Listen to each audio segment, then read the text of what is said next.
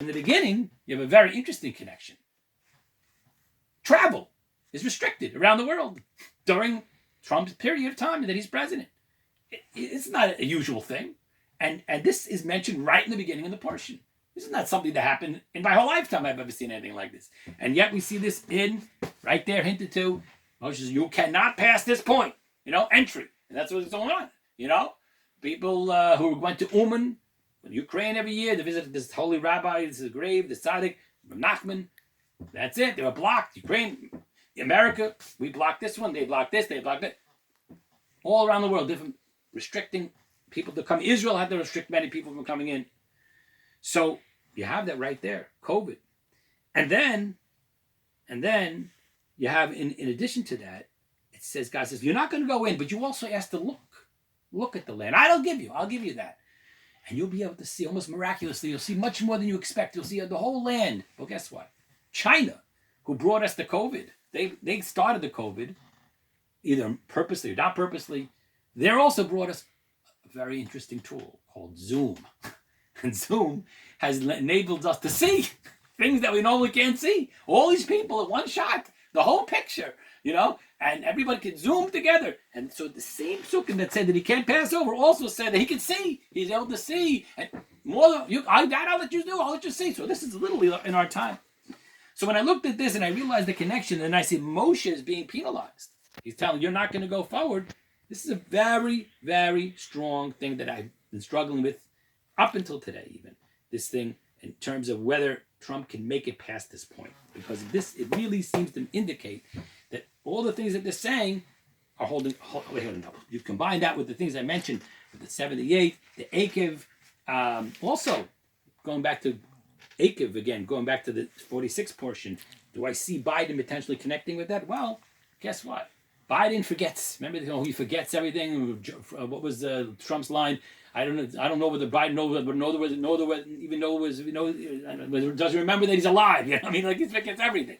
So, but the truth is that he does remember certain things, and he forgets certain things. In that portion, Akev, there's a lot of talk about forgetting. Remember and don't forget. Remember, don't forget. Remember, forget all the money that I gave you. Remember, don't forget that you got me angry with the money. Constantly mentioned in that portion, a lot of mentioning of forgetting. So that's another interesting connection.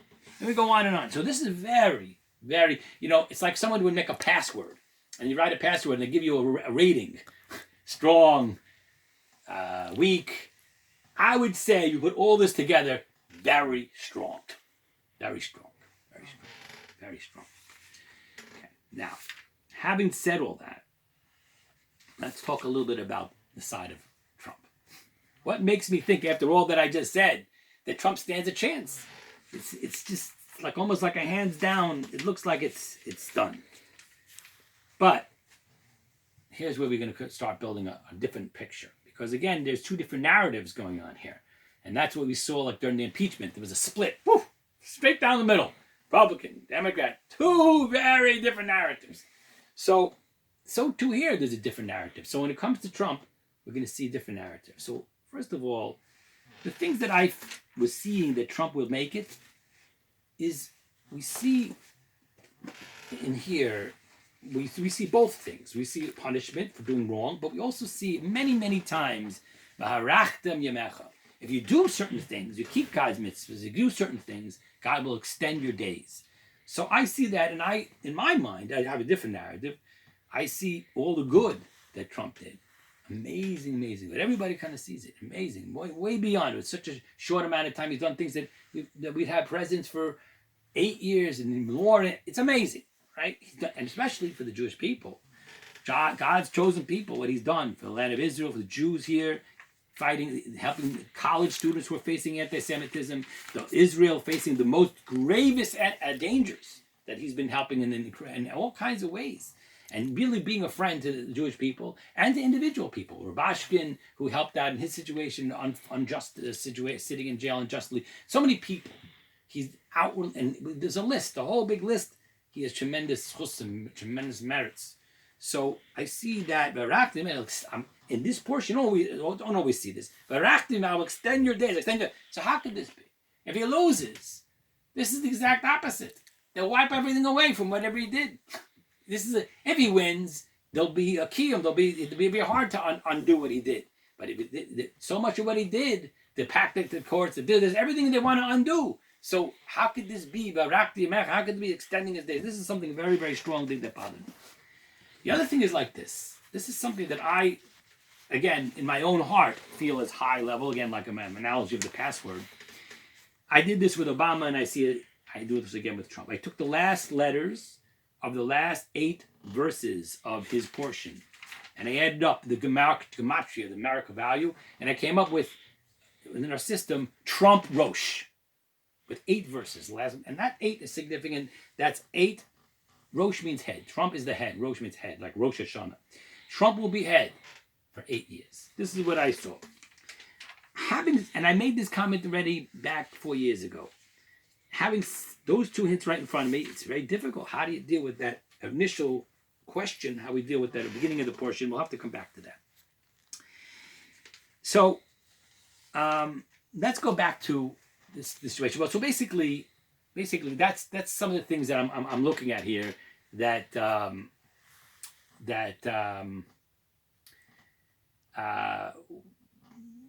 We to understand, the sides. There's one side for Trump. There's one side for Biden. We see like different things. Now there's more. There's more, but basically there's more. One side for Trump, one side for Biden. So we have to like look at this and try to understand like what to do with this. Who do you think is going to win, and if so, why? Okay. So, who do I think is going to win? So that's in the bottom. At the end of the day, I was told by some a rabbi, just put it out there, let everybody decide on their own. But I'm going to take a side, and that Trump will win. That's the side I'm going to take. Now, how could I say that after all I built an incredible case for Biden? So this is what I'm going to do from now to the balance of this video, I guess you could say, is bring out the side where I see that Trump will make a comeback and will win. And for those who are very pro-Biden, you could stop watching because you probably don't want to hear what I have to say. If you're pro-Trump, now is your time to listen. Okay. So we have to look at these examples we gave of Biden in Parshas Eikev and reevaluate and see what we could do with that. So first of all, I mentioned that you have these connections. Now, I realize that there might be another way that this is happening. It might be that there's a weak connection and a strong connection that we can go into a portion. Now, it's a weak connection to go into Eikev with a president who forgets and is old, Eikev, at the end of his life, and who's from the bottom of his class, and this is a very weak. Now, it doesn't necessarily mean it can't be, because if it's a connection, it's a connection. We've had some very weak presidents, so it could very well be. But I can't imagine that God would make it, especially in Parshat Eikev, because Eikev always puts everything in 2 sides. If you do this I'll protect it. Not the land of Israel, you have all the beauty, but if not, you're throwing out the land of Israel. Everything is put in like in a choice fashion. So especially Eikev, not every portion is like this, but Eikev, meaning the next president, whoever that would be, not talking about Trump now, whoever would be after Trump, meaning either Biden now or in 4 years from now, whoever will come after Trump, that will be Eikev. I believe that whoever that will be, it could come in a weak way or a strong way. So the first thing that I would say is like this, that Biden to me looks like it's the weak connection to the portion. That's how I originally started to understand. Who would be the strong is what I predicted 4 years ago. And I predict that Ted Cruz would be the next president. And if not him, then one of these others, maybe Pence, maybe Haley. I'm not really clear on that. But I put Cruz number 1. And one of the main reasons that I do that is because of the opposite. Because the letters of his name scrambled around, it's the word Zachor, remember. Remember, it's forgetting and remembering. And they're pitting these 2 opposites again, these 2 choices that we have. Either you remember, boom. If you forget, you forget. So I believe that in 4 years, all of a sudden he'll show up and say, oh, you remember him? Remember Cruz? Remember he was running? He'll show up again, and they'll remember him. And he'll remember us, and we'll start remembering. So that comes from a strong place. I also think that Cruz is strong versus Biden because I think that Biden, and this answers the lechem, I'm going to address the lechem, the bread connection. You see, in Akev, it talks about bread. Yes, yes, yes. But it talks about it from a spiritual, all spiritual. Israel, the land of Israel, holy land, will not have bread with scarcity. Why do you have to tell us that? You need to say that you're into such a holy place. Don't think you'll be lacking in bread. You're focused on spirituality. Don't think you'll be lacking in bread. Not in bread alone does a man live. Don't think that you just focus only on bread. You got to focus on other things. Focus on spirituality. Your bread will you don't have to only be focusing. You don't live only on bread. And don't think you'll be scarcity for bread if you live in Eretz Israel and if you're doing God, you're going another level, another plane, spiritual. Don't think you're suddenly going to be lacking in a physical sense. Don't worry. So both things are expressed.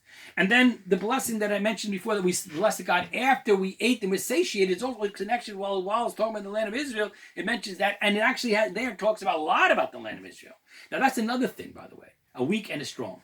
When I said that, wait, he talks about environment, land. So Akev is a lot about the land of Israel, the 7 special species that come out of that land. There's a verse about those special species that come out of the land, and pomegranates, and grapes, and dates, different things. Okay. So I said, hey, he's into environment, and Trump is not into environment, and whatever. He's environment, he's connecting. But wait a second. What's it? Environment is a broad land, the whole world. It's not focused on the land of Israel.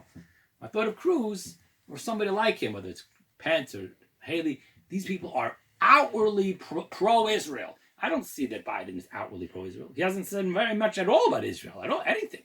In fact, I think at the Democratic convention, they had the keynote person was this Cortez, one of these people who are outwardly against Israel, just the opposite. He has no problem associating with them.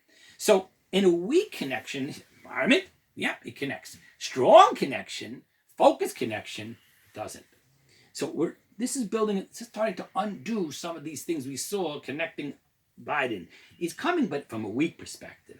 Akev is also weak. Let's talk about the word Akev. We said Akev, so many connections we found. The word Akev, heal, the end of his life. Heal, he's coming out of the lowest end of his class. Again, these are weak, but what could it mean? And we said also that he's the Akev man.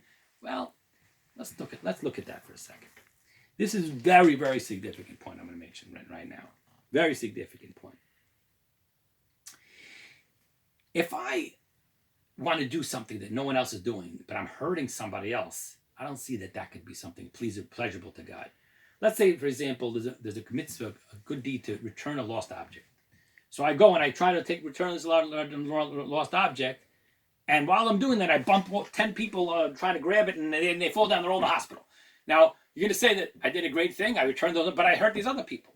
So here he is, Biden, walking with Black Lives Matter, but then he's supporting them, bailing them out of prison, the rioters, the very rioters who ruined people's lives and destroyed their stores. And he's the Akev man. He's the Akev man. But wait a second.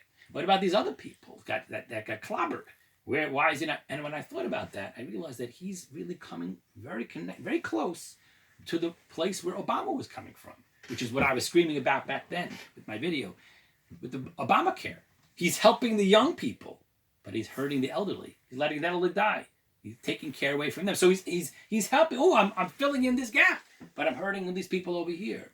So I might want to help with Akev in some way, but if I'm hurting somebody else at the same time, I can't imagine that that's the thing that God is so pleasurable about. Vahoya, the word vahoya, and it will be. That word is a code word for joy. And like a joyous Akev, not just any Akev, not just any heel thing. If you're focused on the people who are downtrodden, you shouldn't be hurting other people. You should be caring about everybody, right? This is a very important thing. So there's these connections, but then as you delve into it, you start to see that there's not such a simple connection as we thought. While I'm bringing that out, I would like to just talk a little more about the original question, which was the hitting of the rock, or the talking negative to the people that was going on there. Well, there's a little bit of time. I don't want to stretch it out much longer, but I would say like this. First of all, I heard something just recently, which is just a beautiful point. In many ways, Donald Trump is still the outsider. In many ways, they never accepted him. From the moment he got president, in a way, for this purpose, it actually works well. Because he's a leader, but in a way, they never really accepted him as a leader. So who in their mind is the leader? They're still the leader. Hillary, Joe, they never really accepted. That was the whole idea of impeaching him. He shouldn't be here. We didn't accept him. So they're really the insiders in many ways. So it's very possible that this leader here who wants to hit the rock or yell could be Biden, the opposite. And I thought about that, especially in light of something that was just recently revealed through Giuliani. And that is these emails, which I think are probably real. And we'll talk about that in a second. But basically, you could take this whole thing and flip it around. First of all, he was milking money through his power, trying to get water out of a rock. Now, could be, I'll just throw something interestingly. Just recently, they say that Hunter Biden was into cocaine and all of these different things, and they're thrown out of the army. And instead of putting his son into kind of some sort of way to heal him, the people should talk to him, a rehabilitation type of system, he ended up using him at that moment to basically be a thug. He'll make a deal with this, that, and Biden himself. This is what Giuliani is revealing, and I think I have a feeling this is true. This is all part of his children that he ended up taking money along the way himself. And this was literally like hitting the rock, taking to get the water out. Now it could be his son is the rock. This person gets stoned. You're stoned. You're the stone. He's like a stone. So instead of using his son and talking to the son, you got to talk to the rock, rehabilitate him, talk to him, try to get him. What's it called? The 12 steps. My mother was right to the 12 steps. Talk to him. Read the whole other. No, use him and use him for something else. Hit the rock. So, and we know that in terms of language, Biden has no problem with his language. He's also very abrasive many times. So it's starting to blur the line here. So that's number one. Now there's one other thing that I don't want to go on and on and on, but I'll just say one other thing that we're right now before the debate, and there's more in this portion. I can't really fill in all in this one video. I'm gonna have to make another video to fill in the gaps. There's much more very interesting things here. In particular, I want to mention that we have the Shema Yisrael, the verse that we say every day, twice a day. Hear, who is the Lord is our God, the Lord is one. And that's a very critical verse of our faith. And in there's a large daled. And this is what a daled looks like. And it's large. Why is it large? Because they're afraid that you might replace it with a different letter, resh. This is better. This makes it a little clearer. Resh is like curvaceous, and daled is like this. So the daled is the different place is the large resh. So the daled is echad, the word for one. God is one. The daled which was like a D down echad is a big letter, and in a different place, this letter is don't have another God, an other God. Resh is big. So why? Because you might switch one, God is one, with God forbid saying God is other. God forbid. We should say God is other, achir, an other, meaning to say like other gods. Other gods means false, other gods. No, there's no other gods, there's one God. So I'm thinking about that, and I did a gematria of all, again, the last letters of verses up to that daled, going from the previous verses up to that large daled, and I came out with the gematria of Trump, to that daled. Trump is connected to that daled. In fact, it's Donald, starts with a D and ends with a D. Donald. So we have very interesting things. So what happens is like this. I'm not trying to actually correct myself. It's either was, I'm sure there was Trump, and Gematria. There was two possible Trump. I should look it up now. 1 second. Take a second to do this. I don't want to say the wrong thing. I said Gematria Trump. 1 second. 304, 324. Yeah, Trump. Correct. 329. So Trump. Okay. So now the thing is like this. Basically, in my opinion, Trump is one. He stays, there's a consistency. Despite what they're telling me that he really is a person he promises things, he delivers. He's following through. He says what he believes. And that's why people can't handle this. There's no duplicity in there. Even though but Biden was starting seeing many, many times that he acts like other. He says this and he says it. I see this now. We're starting to see this more and more, and that's what I think is starting to going to happen more now tonight. We have a debate tonight, and I believe that tonight is going to start opening. Even though these letters are so close one to another, who is echad? Maybe Biden is really one, and that's what, of course, the other side sees Trump as being acher, the other. He's not acting right. He's lying. Is this? They present him as acher, but I think it's just the opposite. It's really the opposite. So I believe what's going to happen right now is things are going to start opening up more and more on the side of Trump, and he will be victorious. I have other hints here, which I don't have time now, that hint to his the number 8, and I will have to do that next time. Other hints here, but in the end of the day, I believe that even if we do associate Trump in the beginning of the portion and a sort of like justice on him, maybe there is some element of justice that he had to go through a lot of struggle all this time, but in the end of the portion, toward the end of its portion, you start seeing more and more positive things toward Trump, and that he will be victorious. Like I said, the very last 8 verses have the last 8 letters add up to Trump Rosh. So with that said, I'm just going to conclude that my conclusion is, despite that I have seen both sides, I'm seeing now that there is a very interesting case and an overriding case, because I undid a lot of pretty much everything I said with Biden, but these things I think are very strong. And especially now, I think it's the time. We're reading everything that goes by the portion. This week we're reading the portion of Noah and the Ark. And as we're getting to the latter part of the portion. Every day is like we have 7. Each portion divided into 7 parts. We're now Thursday night into the 6th portion, like the 6th day of the week. This 6th portion, you have to look at that, and I'll take a look at it after this speech. But it's after the flood. It's the time that things are start. Eventually we're going to have Avram, the birth of Avram. So we're now going to start seeing the victory of Trump and the spreading of that truth that's coming from Trump. We'll talk more again. And this is Rabbi Gromer. Thank you for listening, and we'll talk more about the code and how it relates to this election. Thank you.